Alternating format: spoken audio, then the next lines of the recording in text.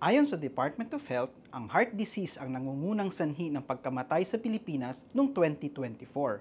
Kasama rin sa top causes ang stroke. Hi, I'm Dr. Louis Villanueva, a cardiologist here at Asian Hospital and Medical Center, and today we're talking about something simple, atherosclerosis. Sabay-sabay nating sabihin, atherosclerosis. Mahaba, no? Tawagin nating atherose for short.